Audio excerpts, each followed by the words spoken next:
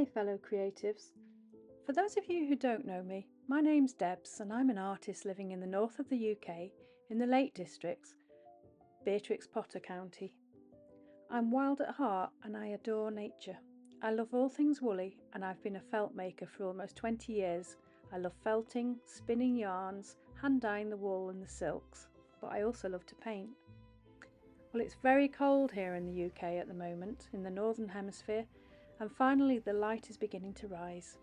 It's still very chilly and dark in the evenings, but I like to cosy on up with a good book and create a hygge feeling with a log burner and candles.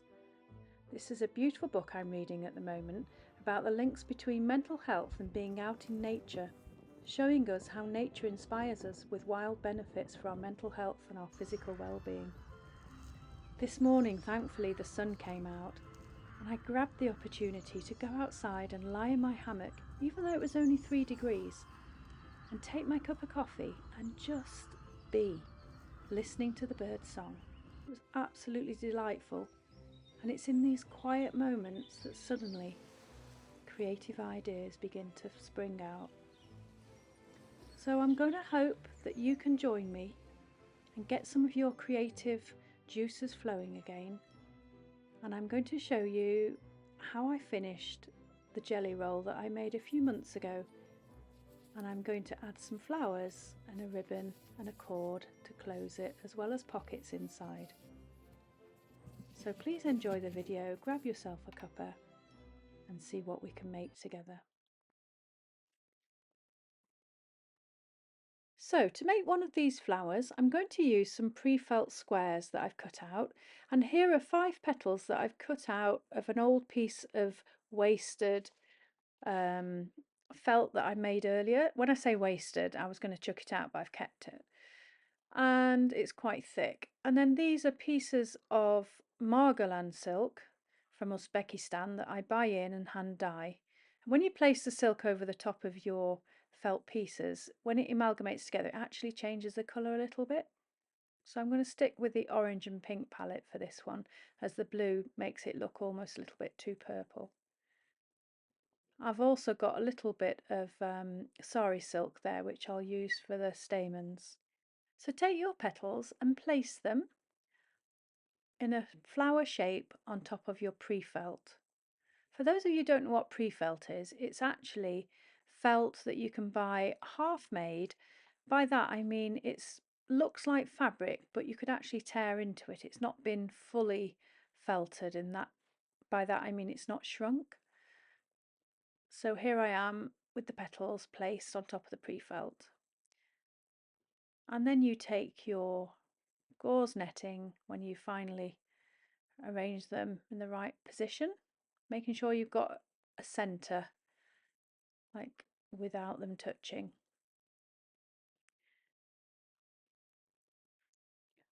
Then take the other piece of pre-felt and place it over the top of your work, like so. Take your gauze, lay that finally over both sides. And then we're going to take some soap and water and we're going to wet it and we're going to rub it with some soap. Press it down and put plenty of soap. I use olive oil soap as it's really good for both your hands and for your work. And just holding on to the piece, glide the soap across so that it's nice and soapy. And then starting off gently, you're just going to rub and feel your way around the petals so that they don't move. Be gentle at first. I keep catching bits of hair in the gauze, if you can see me pulling things off. So going in between the petals, just pressing and soaping. I'm going to speed the video up now so you can see what happens next.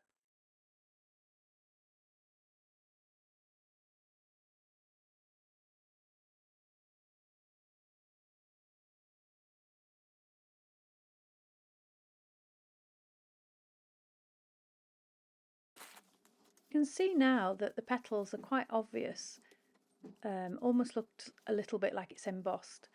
and I've rubbed it for several minutes. And now I'm going to lay out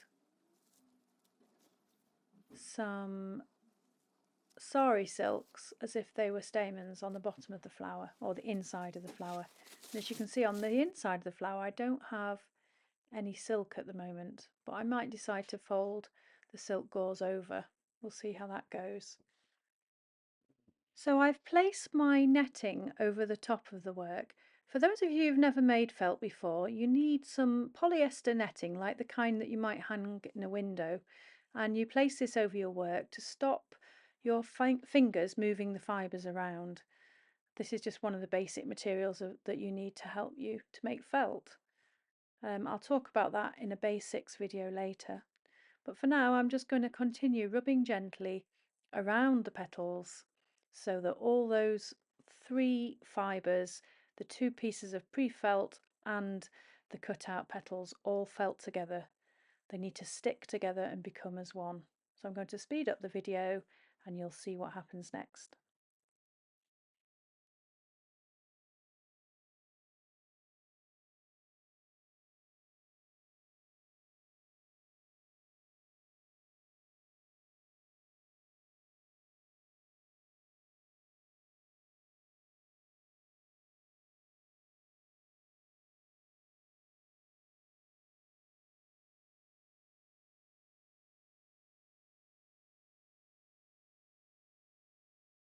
When I've decided that everything is well and truly amalgamated, by that I mean stuck together, I take a pair of scissors. This is speeded up a little bit, so you obviously will do it a bit slower than me. But I'm going to cut round the petals, taking care to leave about 2 millimeters beyond the shapes underneath the 2 pieces. The reason you make it with 3 pieces is so that you get this kind of sticky up flower effect. By having no felt shapes in the middle where the gap is, that actually felts quicker than where it is around the petals, and it makes the flower stick up. If all the petals were together, then you wouldn't really get the same effect. And I was shown how to do this by the most amazing felt artist called Bridget Eartink, who is now a friend of mine. You should check out her work. It is unbelievably beautiful, and I'll put a link to her at the bottom of this video. I was lucky enough to go on one of her courses in Holland. Sorry, in Spain. She runs fantastic retreats in Spain, but she's actually from Holland. And then I got to know her, and she came over to my studio in England, where she was actually a host felt maker, and she taught us all how to make these amazing flowers. So I've since used them a lot in my work, and I just find them such a fun thing to make. And here you can see me just finishing off and rubbing the flower more and more, trimming any loose bits, cutting up to the centre almost. You can keep trimming and sorting the shape out as you go along. It's such a beautiful feeling between your fingers. I just love making flowers, and you can make all different shapes.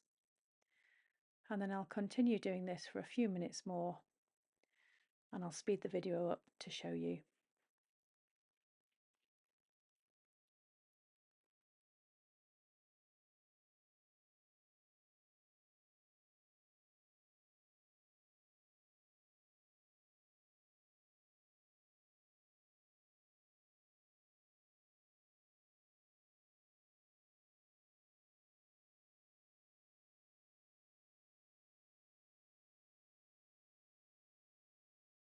So I'm rubbing the flower as hard as I can between my hands, and I'm also throwing it down and shocking it. By shocking it, I mean when you throw it, the fibres shrink back, and then you place it over the end of your thumb and you kind of just mould it around your thumb to get the shape of the flower. And I'll intersperse that with more rubbing and more shaping, especially around the edges, making sure that all those 3 pieces of felt are all amalgamated together. And then carry on shaping it around your thumb.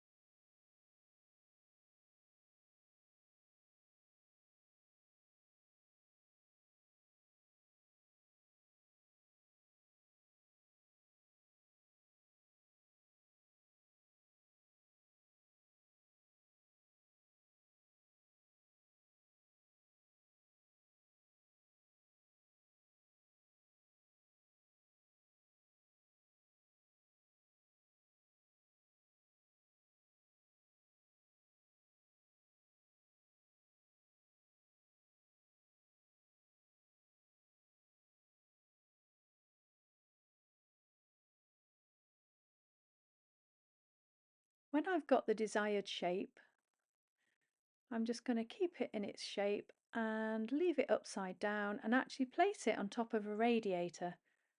And the heat from the radiator will dry it very quickly and keep it in that adorable shape. Then I'm going to make a piece of cord for you to wrap around your jelly roll. They're so easy. You just take a tiny piece of dry fibre. I'm using merino wool here, and I split the merino along its length and got a very fine piece, and then I just soap it and wet it and keep rolling it between my hands and across the bubble wrap.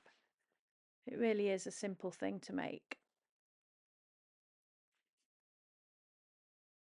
So now back to the piece of felt we made earlier, and here I've just got a little piece of fabric that I want to use as the pocket lining. So I've just ironed the shape and I'm cutting off the excess, and instead of creating seams, I've just ironed them. It's just a quick way of doing it. I didn't have much time here. So once they're all ironed and nicely placed, then it's time to sew.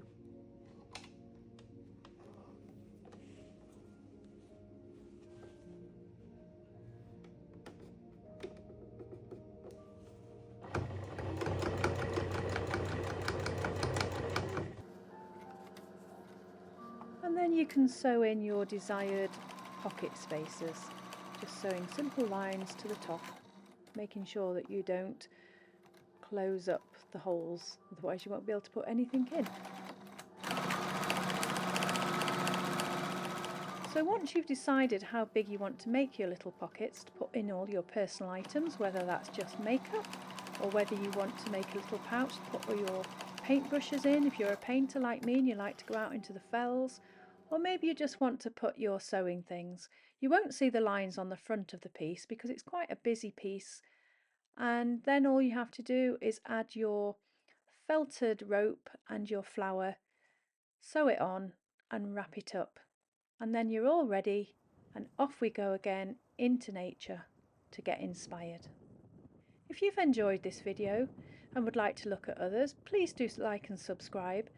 And also, I run an online felting school that I will soon be putting out there for you all to join. So if you'd like to join me, please do be sure to send me your email so that I can put you on my mailing list. Take care, everybody. Get outside, get well, and get inspired. Bye.